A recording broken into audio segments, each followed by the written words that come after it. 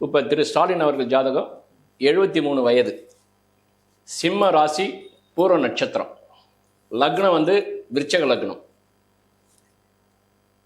இந்த விருச்சக லக்னத்துக்கு 4 கூடியவர் யாருன்னா சனி. இப்போ ஏன் இந்த சனியை சொல்றேன்னா, மற்ற தசையெல்லாம் கடந்து வந்துட்டார். குரு தசையில் தான் இவர் வந்து ஆட்சி பிடிப்பார்னா இங்கே ஏற்கனவே நாங்கள் சொல்லியிருந்தோம் இதே டிவியில். குரு தசையில் ஆட்சி பிடிச்சார், அது 2001. அந்த குரு தசையும் முடிஞ்சிருச்சு. ஜன்வரிலேருந்து அவருக்கு இந்த சனியோட இது ஆரம்பிச்சிருச்சு, உள்ளே வந்துருச்சு. இந்த சனி வந்து இந்த லக்னத்துக்கு 4 கூடிய சுகஸ்தானாதிபதி, தாய் ஸ்தானாதிபதி. ஆனால் அவர் யோகாதிபதி இல்லை, 4 கூடியவர், அவ்வளோதான்.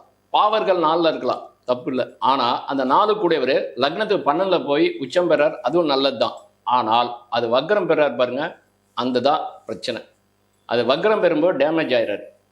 அப்போ நீசமாய் கோலம் வக்ர நிலையில் நிற்கும் காலை ஆட்சிக்கு மேலே உச்சம் அடைந்த பலனை கொல்லும் சூட்சம் அறிந்தும் மற்ற சுவர்நிலை தெரிந்தும் தக்க ஆட்சிமையோடு குருவை மதித்துமே பலனை கூறுன்னு ஞானிகள் சொல்றது. வக்ரி சுபட்ச பலா சவ கிரசகிதே வக்ரி பலம் துங்கரே வக்ரி நீச பலஸ்வா நீச பவானே வக்ரி பலம் துங்கஜம். இதுவும் ஞானி சொன்னதுதான்.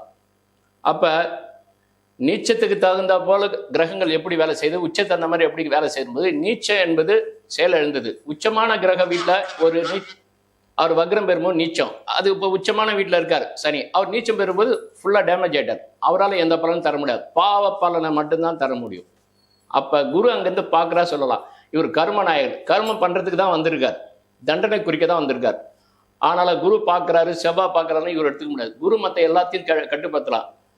கர்ம மூட்டையை கணக்கு பண்ணி அவுத்து வெளியே கடாசிரத்தை இவர் தான் சார். அதுக்கு தான் நம்ம பிரபஞ்சத்துக்கு வந்திருக்கோம். அதனால் சனி வந்து ஒரு கொடூரெல்லாம் சொல்லக்கூடாது. நாம் செய்த கர்ம வினையை நம்மகிட்ட கொடுத்துட்றாரு, அவ்வளோதான். ஒன்று. இப்போ இருக்கக்கூடிய இது பொது கொச்சத்துக்கு வந்துடுறார். இப்போ இந்த சனி தசை இவருக்கு ஏற்புடையவர் அல்ல.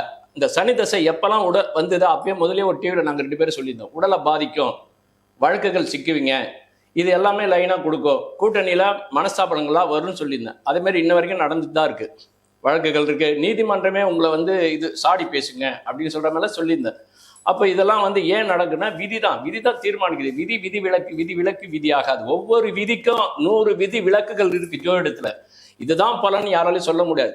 இந்த கர்ம பலன் அதுக்குள்ள என்ன சொல்லுது அப்படிங்கிறத எந்த ஒரு ஜோதிடரும் சொல்லலாம். ஆனா இதுதான் கர்மம். அந்த கர்ம சூட்சமத்தை நம்ம எடுத்து நம்ம சொல்றோம் இதான் விதி.